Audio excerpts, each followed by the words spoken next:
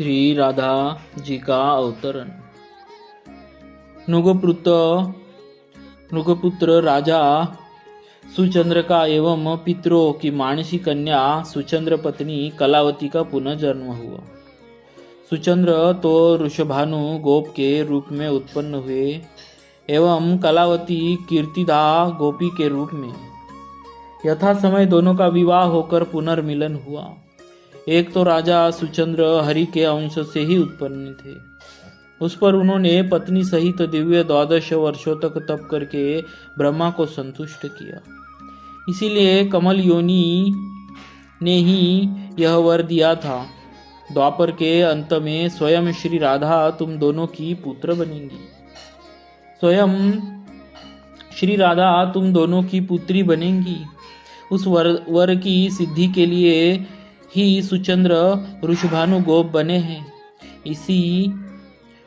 इन्हीं ऋषभानु में इनके जन्म के समय सूर्य का भी आवेश हो गया, क्योंकि सूर्य ने तपस्या कर श्री कृष्णचंद्र से एक कन्या रत्न की याचना की थी, तथा श्री कृष्णचंद्र ने संतुष्ट होकर तथास्तु कह दिया।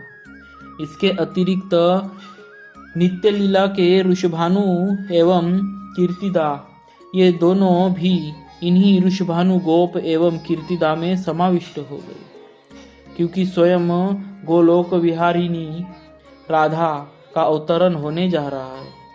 अस्तु, इस प्रकार योग माया ने द्वापर के अंत में रासेश्वरी के लिए उपयुक्त क्षेत्र की रचना कर दी। धीरे धीरे वह निर्दिष्ट समय भी आ पहुंचा। ऋषभानु के वज्र की गोप सुंदरियों ने एक दिन अकस्मात देखा कीर्तिदा रानी के अंग पीले हो गए। गर्भ के अन्य लक्षण भी स्पष्ट परिलक्षित हो रहे हैं। फिर तो उनके हर्ष का पार नहीं। कानों कान यह समाचार ऋषभानु रज में सुख स्रोत बनकर फैलने लगा। सभी उत्कंठा पूर्वक प्रतीक्षा करने लगे। वह मुहूर्त आया।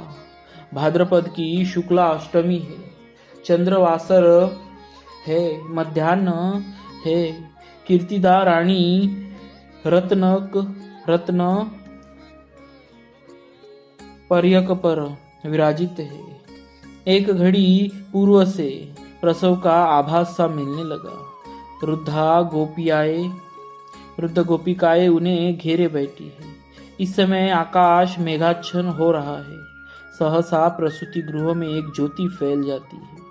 जितनी तीव्र ज्योति की सबके नेत्र निमीलित हो गए। इसी समय कीर्तिदा रानी ने प्रसव किया। प्रसव में केवल वायु निकला। इतने दिन उदर तो वायु से ही पूर्ण था, किंतु इससे पूर्व की कीर्तिदा रानी एवं अन्य गोपिकाएं आँख खोलकर देखे, उसी वायु कंपन के स्थान पर एक बालिका प्रकट हो गई। सूतिकागार एवं बालिका के लावण्य से प्लावित होने लगा। गोप सुंदरियों के नेत्र खुले। उन्होंने देखा शत सहस्त्र शरद चंद्रों की कांति लिए एक बालिका कीर्तिदा के सामने लेटी है। कीर्तिदा रानी ने प्रसव किया है।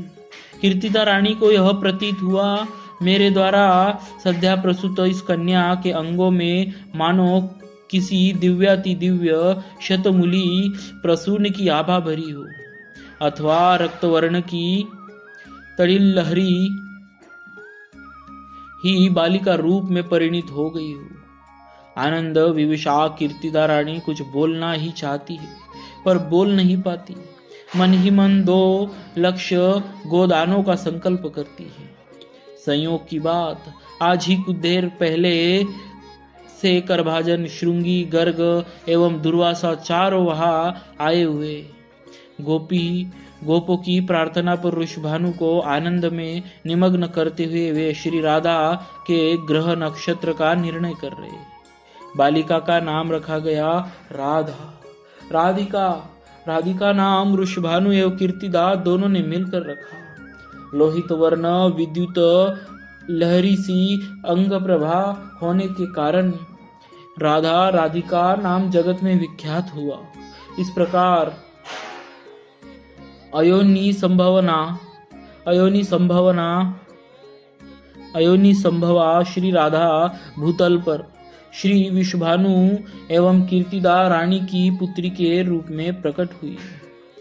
बोलिए श्री राधा रानी की जय। भक्तवत्सल भगवान की